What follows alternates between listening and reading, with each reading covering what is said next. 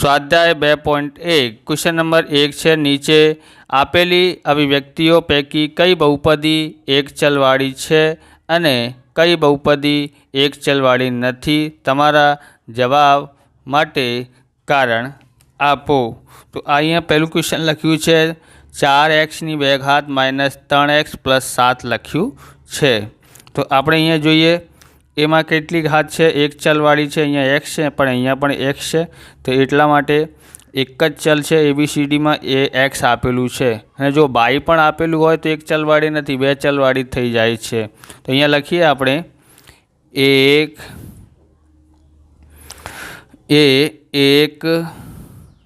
ચલવાળી બહુપદી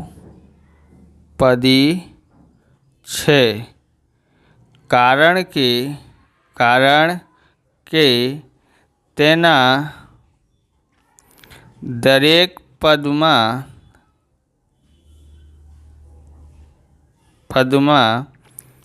ચલ x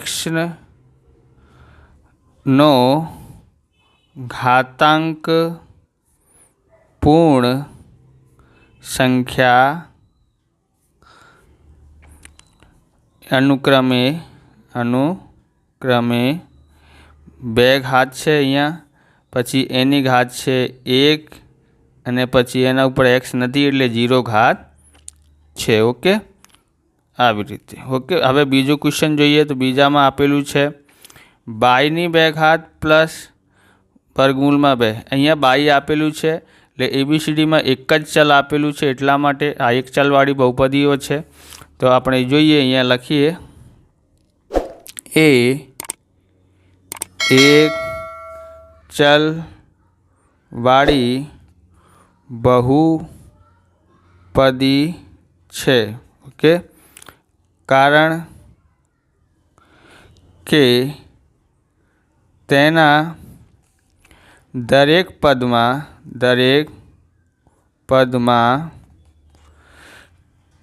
ચલ બાયનો ઘાતાંક પૂર્ણ સંખ્યા છે। ઓકે, અને આ બરાબર। હવે ક્વેશ્ચન નંબર 3 જો પૂર્ણ સંખ્યા એટલે તમને ખબર છે પૂર્ણ સંખ્યા ક્યાંથી ચાલુ થાય છે? 0 થી। 0 1 2 3 બરાબર, એ પૂર્ણ સંખ્યા છે એટલા માટે આ જે ઘાત છે ને એ પૂર્ણ સંખ્યા છે, એના કારણે પણ આ શું છે? બહુપદી છે। હવે આનું ઘાત નથી જોવાનું, ચલનું ઘાત જોવાનું છે। ત્રીજામાં જોઈએ, ત્રીજામાં શું આપેલું છે? તો અહીંયા જોઈએ ત્રીજામાં 3 વર્ગમૂળમાં t પ્લસ t વર્ગમૂળમાં 2। અહીંયા જોઈએ તો અહીંયા જે ઘાત છે ને આ ટીની એ કેવી રીતે લખી શકાય? તો 3t² ઘાત છે બરાબર, t વર્ગમૂળમાં 2। અહીંયા તો એક ઘાત છે કેમ કે આ વર્ગમૂળમાં નથી, આ વર્ગમૂળમાં છે એટલા માટે એક ભાગ્યા 2 એટલે -2 પણ મૂકી શકાય છે। એટલે અહીંયા જે 3t² ઘાત છે કેમ કે આના વર્ગમૂળ હોય ને તો તેને 1/2 ઘાત મૂકી શકાય છે અને માઇનસ પણ મૂકી શકાય છે, -2 ઘાત મૂકવું હોય તો મૂકી શકાય। તો અહીંયા જોઈએ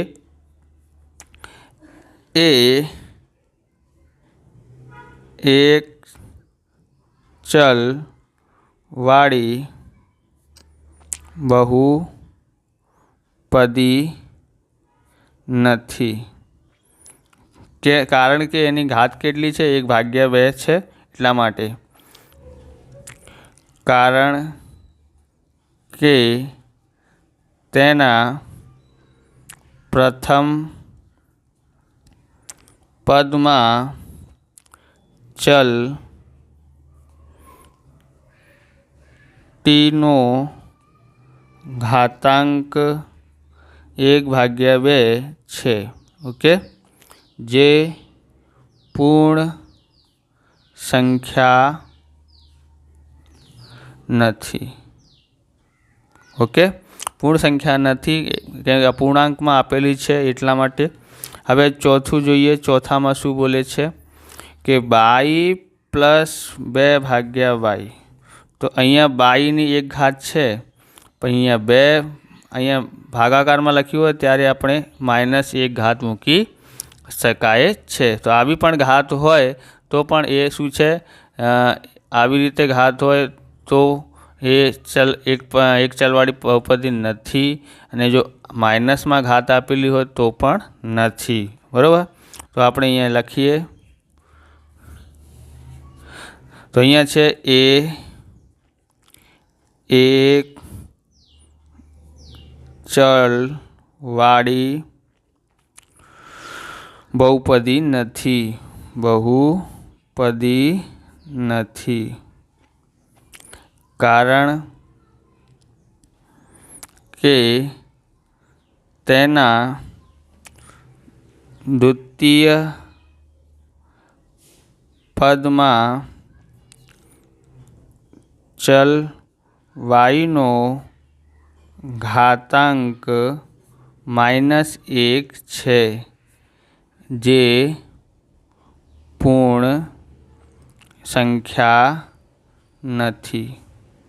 ઓકે, હવે ક્વેશ્ચન નંબર જોઈએ પાંચમામાં શું આપે છે। પાંચમામાં જોઈએ x ની 10 ઘાત છે પ્લસ y ની 3 ઘાત છે પ્લસ t ની 50 ઘાત છે।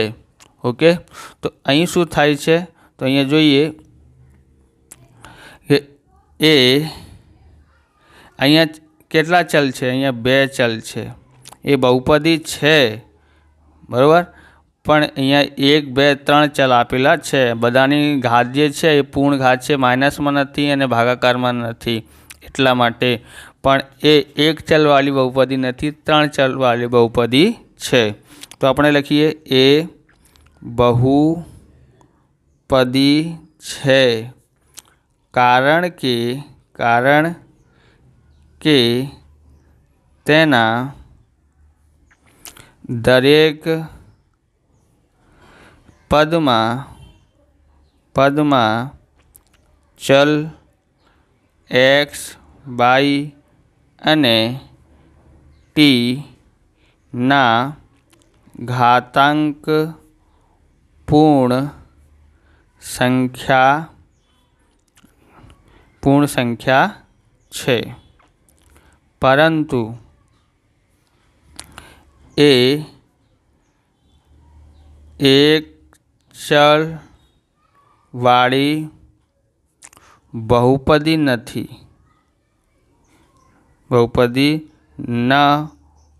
હોય ત્રિચલ બહુપદી છે।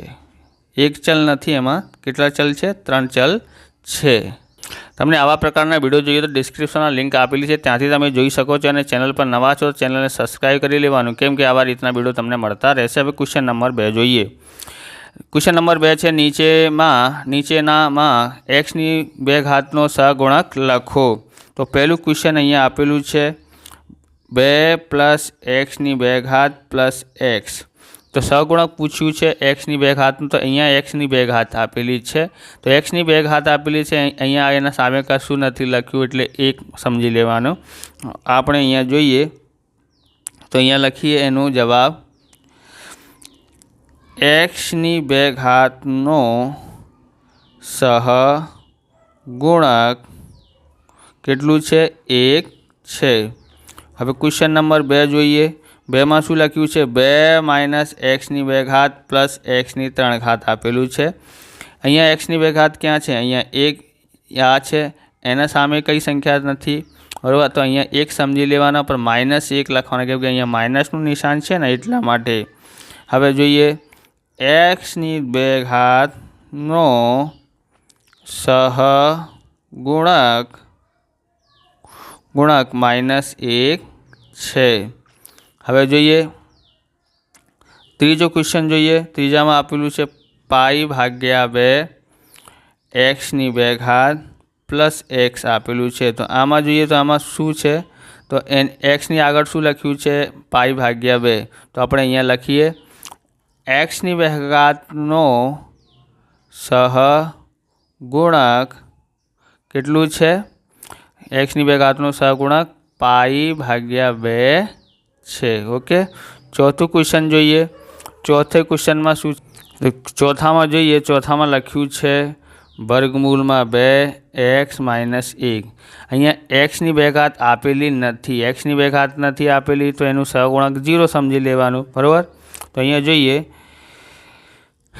એક્સની બે ઘાતનો સહગુણક 0 છે, કારણ કે આપેલ પદાવલીમાં એક્સની બે ઘાત વાળું પદ છે નથી, બરાબર, એટલા માટે 0 ઘાત છે. હવે ક્વેશ્ચન નંબર 3 જોઈએ. ક્વેશ્ચન નંબર 3, 35 ઘાતવાળી દ્વિપદીનું કોઈ પણ એક ઉદાહરણ અને 100 ઘાતાંકવાળી એકપદીનું કોઈ પણ એક ઉદાહરણ આપો. તો સૌથી પહેલાં આપણે અહીંયા 35 ઘાતાંકવાળી દ્વિપદીના ઉદાહરણ જોઈએ. તો અહીંયા આપણે 5x⁵ અને અહીંયા ગમે તે સંખ્યા લખી નાખવાનું. અહીંયા ગમે તે સંખ્યા લખો. અહીંયા 35 ઘાતવાળી દ્વિપદી પદ લખવાનું છે. એક પદ છે અને બે પદ છે, બરાબર, થઈ ગયા. હવે 100 ઘાતવાળી એક પદી લખવાનું છે. તો આપણે અહીંયા 100 ઘાતાંકવાળી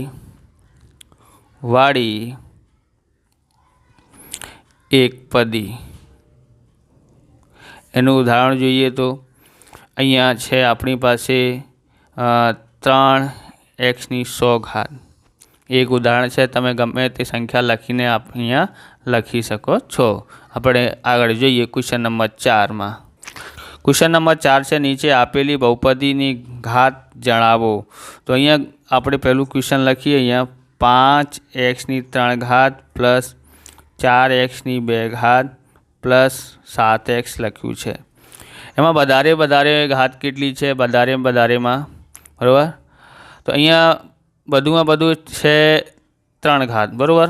અહીંયા 3, અહીંયા 2, અહીંયા 1. તો બધું ઘાત 3 છે, એટલા માટે આપણે લખીએ એના પહેલું એનું જવાબ બહુપદી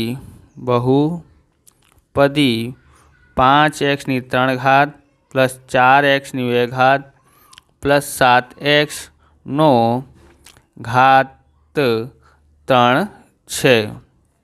બીજો જોઈએ. અહીંયા છે 4 - y⁵ આપેલું છે. તો અહીં એનું જવાબ લખીએ બહુપદી 4y⁵ નો ઘાત 2 છે. તો અહીંયા જોઈએ બધું તો અહીંયા કે 2 ઘાત કેમ આવી છે? કે બધું કેટલી ઘાત છે? 2 ઘાત છે એની, એટલા માટે અહીંયા છે. હવે ત્રીજું જોઈએ 5t - √7, બરાબર. તો એનું લખીએ તો શું કરવાનું છે? અહીંયા બહુપદી 5t - √7 છે. અહીં tની ઘાત દેખાતી નથી, તો એની સમજી લેવાનું 1 ઘાત છે. તો નો ઘાત કેટલું છે? 1 છે. અહીંયા ચોથું જોઈએ. ચોથામાં શું છે? અહીંયા ચલ તો આપેલું નથી, તો અચળ છે, એટલા માટે આપણે લખીએ અચળ બહુપદી 3 નો ઘાત 0 છે, બરાબર. અને આગળ જોઈએ ક્વેશ્ચન નંબર 5માં. ક્વેશ્ચન નંબર 5માં નીચે આપેલી બહુપદીઓને સુરેખ દ્વિઘાત કે ત્રિઘાત બહુપદીમાં વર્ગીકૃત કરો. તો આપણે અહીંયા જોઈએ તો આ કઈ છે? કેટલી ઘાત છે? અહીંયા 2 ઘાત છે, બરાબર. 2 ઘાત હોય તો આ શું છે? દ્વિઘાત બહુપદ છે. તો આપણે લખીએ દ્વિઘાત બહુપદી છે. અને અહીંયા જોઈએ વધારે કેટલી ઘાત છે? 3, બરાબર. તો અહીંયા લખીએ આ ત્રિઘાત બહુપદી છે. ઓકે. હવે અહીંયા જોઈએ ત્રીજું y + y⁵ પ્લસ 4 લખ્યું છે. બધું કેટલી ઘાત છે? 2 ઘાત છે, એટલા માટે આ દ્વિઘાત બહુપદી છે। પછી અહીંયા જોઈએ ચોથામાં જોઈએ તો કેટલી ઘાત છે એનું, તો એનું વધુમાં વધુ એક જ ઘાત છે। એક્સ ઉપર કશું ઘાત દેખાતી નથી એટલે એક છે। ઓકે, તો વધુમાં વધુ એક ઘાત છે એટલા માટે આપણે લખીએ આ સુરેખ બહુપદી છે। ઓકે, અહીંયા જોઈએ તો અહીંયા ટીમાં એક ઘાત છે, બરાબર, તો આને પણ સુરેખ બહુપદી કહેવામાં આવે છે। તો આ સુરેખ બહુપદી છે। અને પછી અહીંયા જોઈએ કેટલી ઘાત છે, વધુમાં વધુ 2, તો આપણે અહીંયા એનું લખીએ આ દ્વિઘાત બહુપદી છે, બરાબર। હવે છઠ્ઠું થઈ ગયું। હવે સાતમું જોઈએ। સાતમામાં શું આપેલું છે, 7ની 3 ઘાત, એમાં કેટલી ઘાત છે, વધુમાં વધુ 3, તો અહીં લખીએ તો આ 3 પદ છે એટલે ત્રિઘાત બહુપદી, ત્રિઘાત બહુપદી છે। આવી રીતે આ વિડીયો પૂરું થાય। તમને વિડીયો સારું લાગ્યું તો લાઇક કરવાનું, ચેનલને સબસ્ક્રાઈબ કરવાનું। મળી બીજા વિડીયોમાં। જય હિન્દ, જય ભારત, વંદે માતરમ।